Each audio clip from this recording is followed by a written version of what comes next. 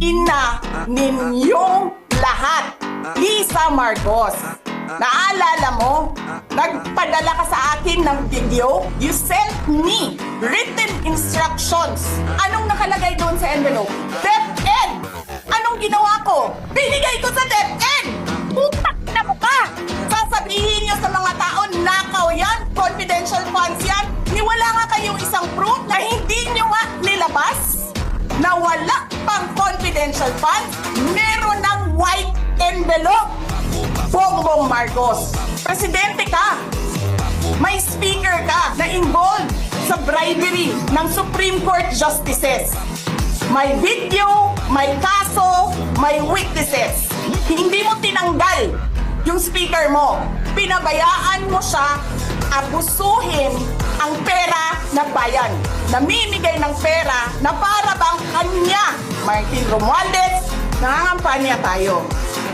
Nakasakay tayo sa eroplano. Magkatabi tayo.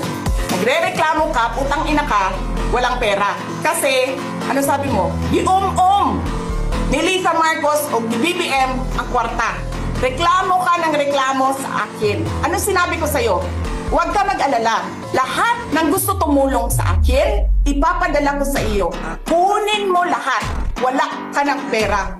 Sabi mo sa akin, okay lang. Pag nanalo kayo, babawiin ko lahat yan.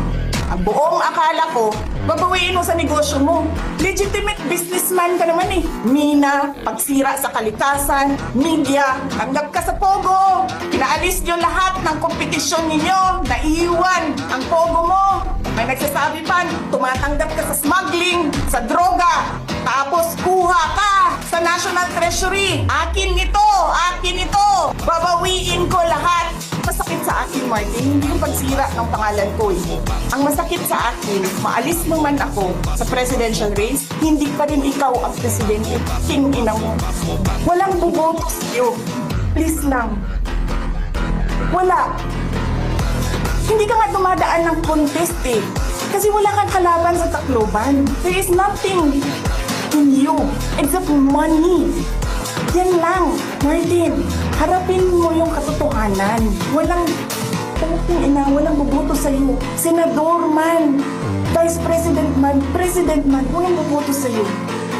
Hindi ko nga alam kung mananalo ka pa ngayon sa Tacloban eh. Palamang hindi na. Kasi magnanakaw ka. Hindi ka dumadaan sa audit. Milyon-milyon, buwan-buwan. Certification lang ng congressman. Alam nyo, bakit alam ko? Kasi may MA din ako. Pero sa amin,